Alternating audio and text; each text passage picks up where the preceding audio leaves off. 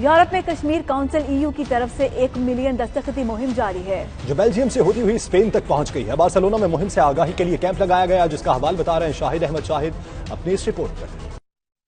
Europe میں Kashmir council EU کی طرف سے 1 ملین دستخطی مہم اسپین تک پہنچ گئی۔ اس حوالے سے بارسلونا میں ایک روزہ کیمپ لگایا گیا، جہاں بڑی تعداد میں مقامی کمیونٹی نے دستخط کر کے مظلوم کشمیریوں سے اظہار یکجہتی کیا۔ وزیر اعظم آزاد کشمیر راجہ فاروق حیدر نے بھی کیمپ کا دورہ کیا۔ اس موقع پر مقامی کشمیری رہنما راجہ مختار سونی، راجہ نامدار اقبال اور دیگر بھی موجود تھے۔ Chairman Kashmir council EU Ali Raza سید کا کہنا تھا کہ مہم کے دوران لوگوں کا رد عمل بہت حوصلہ افزا تھا۔ اس کیمپ سے ان لوگوں کو بھی مقبوضہ کشمیر کے حوالے سے آگاہی ملی جنہیں وہاں کی صورتحال کا بالکل اندازہ نہیں تھا۔ یہ مہم 10 لاکھ دستخط ہونے تک جاری رہے گی۔ جو مین مقصد ہے وہ اویئرنیس کریٹ کرنا ہے، اور دستخطی مہم جو 1 million signature campaign Kashmir council EU نے برسل سے شروع کی تھی، وہ دوسرے ملکوں سے ہوتے ہوئے آج اسپین میں ہے۔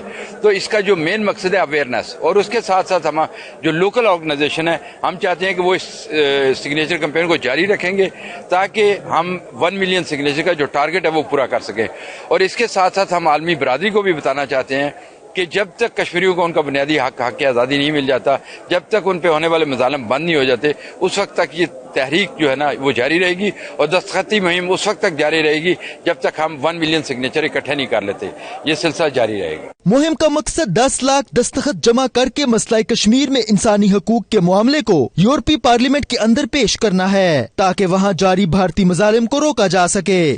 وزیر اعظم آزاد کشمیر راجہ فاروق حیدر کی بارسلونا آمد کے بعد کشمیر سے متعلق جو ایکٹیویٹیز ہیں ان میں بلا شبہ بہت اضافہ ہو چکا ہے۔ کیمرہ ٹیم کے ساتھ شاہد احمد شاہد، 92 نیوز، بارسلونا، اسپین۔